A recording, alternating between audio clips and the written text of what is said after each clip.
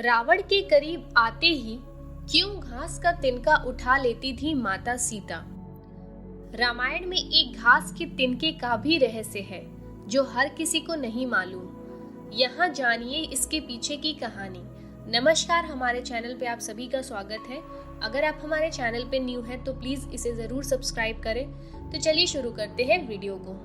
रावण की कैद में लंका स्थित वाटिका में सीता माता जिस वृक्ष के नीचे बैठती थी, वहां वे अपने हाथ में घास का तिनका लेकर रखती थी।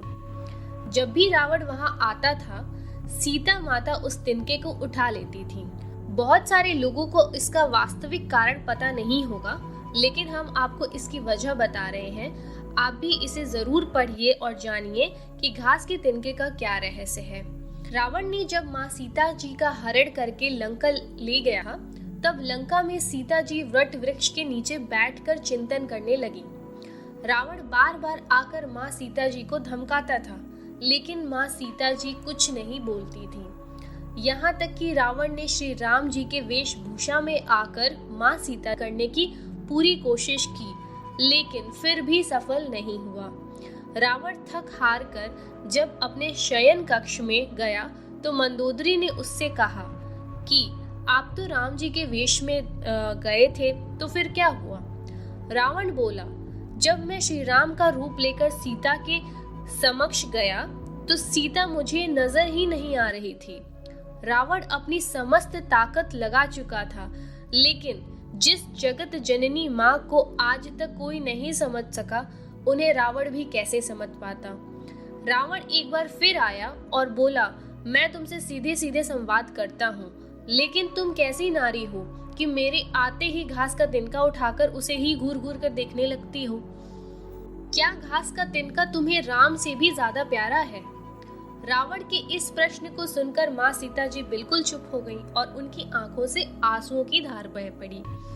इसकी सबसे बड़ी वजह थी कि जब श्री राम जी का विवाह माँ सीता जी के साथ हुआ था, तब सीता जी का बड़े आदर सत्कार के साथ गृह प्रवेश भी हुआ। बहुत उत्सव मनाया गया। प्रथा अनुसार नववधु विवाह पश्चात जब ससुराल आती है तो उसके हाथ से कुछ मीठा पकवान बनवाया जाता है ताकि जीवन भर मिठास बनी रहे। इसीलिए माँ सीता जी ने उस दिन अपने हाथों से घर पर खीर बनाई और समस्त परिवार, राजा दशरथ एवं तीनों रानियों सहित चारों भाइयों और ऋषि संत भी भोजन पर आमंत्रित थे। माँ सीता ने सभी को खीर परोसना शुरू किया और भोजन शुरू होने ही वाला था कि जोर से एक हवा का झोंका आया। सभी ने अपनी अपनी पतले संभाली। सीता जी बड़े गौर से सब देख रही थी। उसी समय राजा दशरथ जी की खीर पर एक छोटा सा घास का तिनका गिर गया, जिसे माँ सीता जी ने देख लिया। लेकिन अब खीर में हाथ कैसे डालें, ये प्रश्न आ गया। माँ सीता जी ने दूर से ही उस तिनके को घूर कर देखा। वो जलकर राख की एक छोटी सी बिंदु बनकर रह गया। सीता जी ने सोचा, अच्छा हुआ किसी ने नहीं देखा। लेकिन राजा दशरथ जी ने माँ सीता जी के इस चमत्कार को देख रहे थे। फिर भी दशरथ जी चुप रहे और फिर उन्होंने सीता जी से कहा कि मैंने आज भोजन के समय आपके चमत्कार को देख लिया था। आप साक्षात जगत जननी स्वरूपा हैं। लेकिन एक बात आप मेरी जरूर याद रखना, आपने जिस नजर से आज उस तिनके को देखा था, उस नजर से आप अपने शत्रु को भी कभी मत देखना।